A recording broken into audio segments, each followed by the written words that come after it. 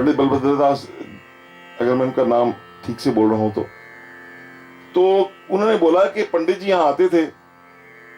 मैंने कहा पंडित जी यहां गाते थे या श्री रामचरितमानस गाते थे? कहते नहीं गाते नहीं यार, रोते थे। तो कहते मैं छोटा बच्चा था, उनकी गोद में बैठ जाता, वो उनकी सफेद भव्य दाढ़ी होती और इतना सुंदर वो ये रघुपति राघव राजा राम सीता पतित पावन सीताराम, सारी महाराज ने अयोध्या गुंजायमान कर दी। जहां पंडित जी जाते इनकी उनकी आवाज ऐसी थी कि जैसे यहाँ इस कमरे में पेड़ हो कुछ भी हो, तो वहां से उसकी आवाज की वॉल्यूम बहुत ही वॉल्यूम वो सारी गूंज कर आती और सारे लोगों को प्रभाव पड़ता। फिर पंडित जी ने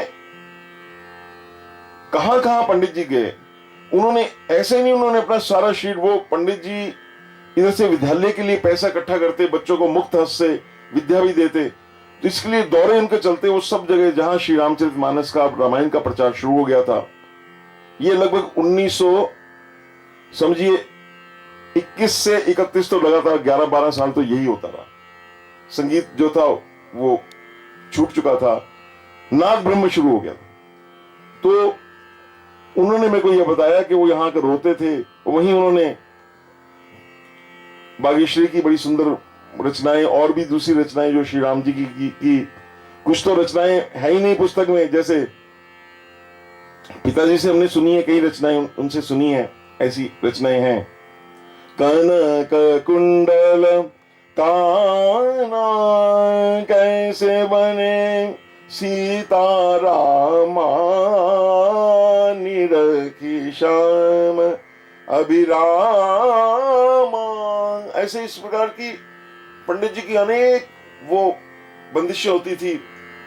वो साथ में वो एक वाग्गेयकार थे। इस पर अभी कार्य करने वाला है, अभी बहुत कार्य पंडित जी पे होने वाला है, अभी रूपरेखा ही है मेरे जितना कि मैं अपनी बुद्धि से जान सकता हूं।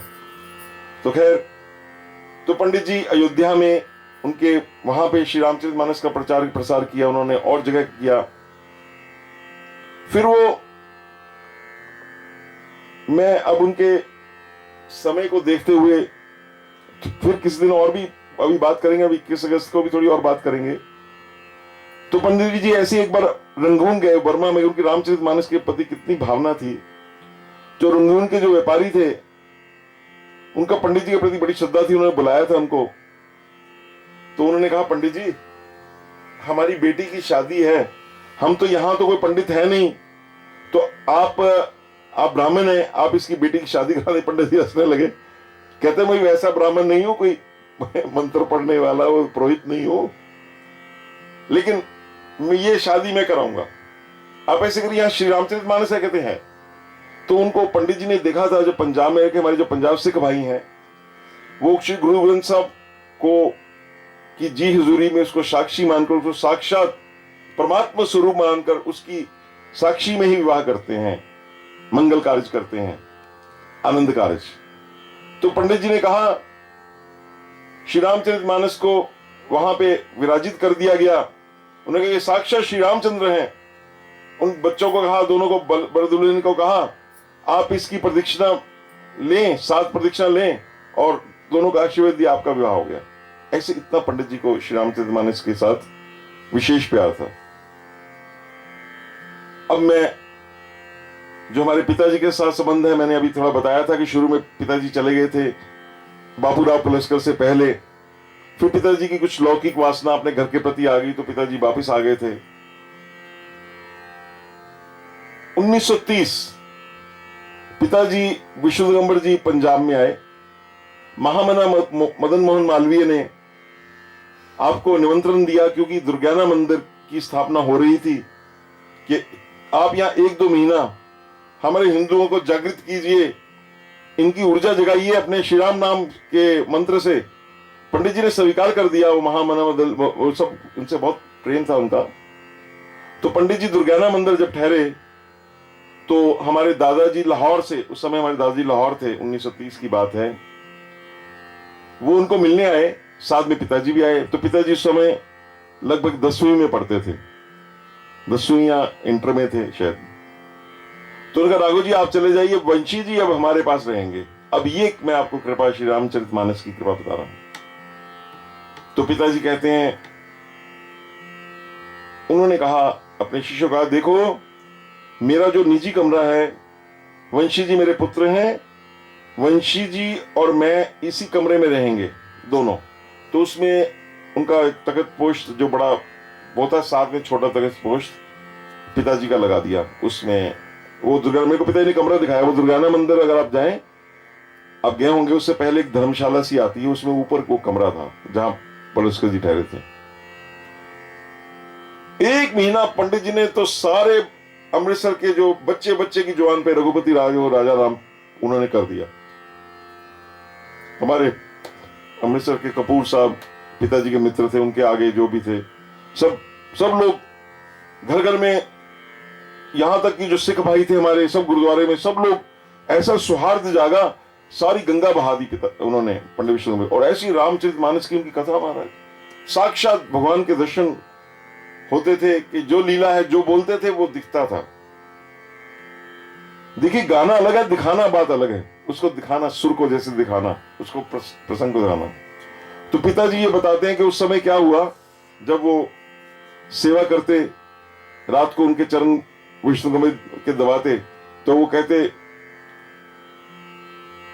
और कहते, मैं आप मेरे गुरुवरे हैं, मैं नीचे जमीन पे सोचता हूं। घुड़क के बोलते, आज्ञा सबना सुसाहिब सेवा। और पिताजी कहते, मैं कई बार तो ऐसा होता है कि उनके चरणों की इतना थक जाता है, उनके सारा दिन तो उनके साथ चलता था। अब स्कूल के बच्चे खूब धमा चौगड़ी मचाने वाले, तो मैं उनके पैरों के ऊपर ही सो जाता, तो वो कुछ नहीं हिलते नहीं थे। ऐसा भी उनके साथ हुआ। तो उस समय पिताजी का अनुभव है जो आपसे शेयर करके मैं अपना प्रसंग आज का, फिर मैं अभी उनकी पुण्यतिथि आने वाली है, मैं दोबारा, अगर आपको आपका स्नेह मिला, आपको अच्छा लगा, तो मैं इसका, अभी तो मैंने उसका एक रूपरेखा खींची है।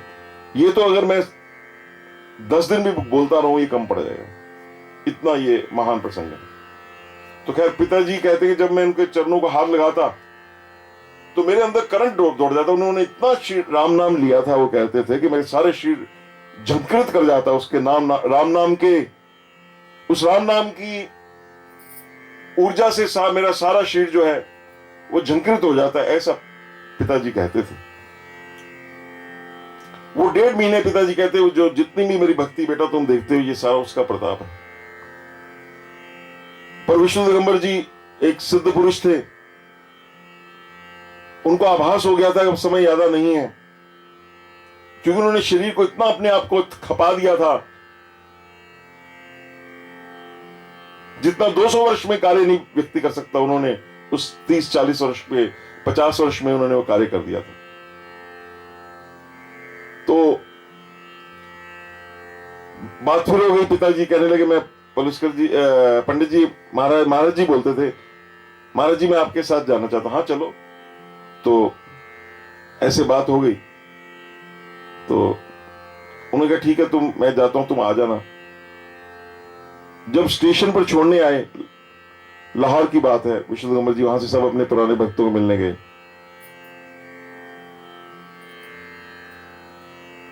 तो पंडित जी ने, राघुदास जी ने कहा, ये बंसी जी आ जाएंगे। कहते नहीं, जैसे ट्रेन शुरू होने लगी, कहते राघुदास जी ये हमारा अंतिम मिलन है, इसके बाद हमारी भेंट। अरे क्या क्या क्या क्या बोला, ट्रेन शुरू हो गई।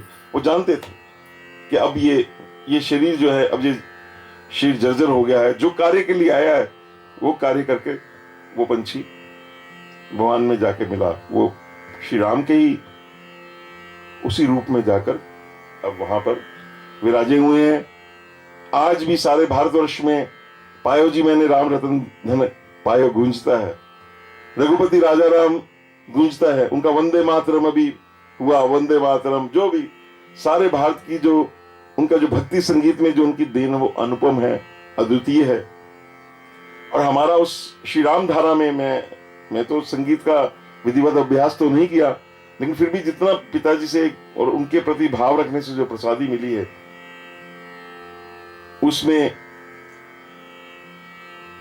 उसमें उसी को आगे चलाने का आप लोग आशीर्वाद दें। मैं अभी पूरा श्री रामचरितमानस पूरा संगीत में पूरे का पूरा गाऊंगा, श्री हनुमान चालीसा 40 रागों में गाऊंगा, जितने भी जैसे पंडित जी को, उनको वो मेरे एक रोल मॉडल हैं। तो इस प्रकार से उनकी जो श्री राम धारा है वो भक्ति की अनुपम है, उसका कोई आपको उदाहरण नहीं मिलेगा। सारे आप संगीत में बहुत कम उनका, हाँ, जैसे त्यागराज जी हैं जिन्होंने राम नाम की एक धारा सारे दक्षिण में बहाई, इसी प्रकार से राम नाम की अगर धारा यहाँ को बहाई है, तो इधर हमारे उत्तर भारतीय संगीत में सब लोगों ने अपना कार्य किया और सबका कार्य सराहनीय है। लेकिन पंडित विष्णु दिगंबर जी का जाज्वल्यमान सूर्य की भांति वो चमकते हैं। ऐसे विष्णु दिगंबर जी के चरणों में आज हम सब प्रणाम करते हैं। आज के दिन 8 बजे से हमने शुरू किया, 8 बजे उनका जन्म हुआ था।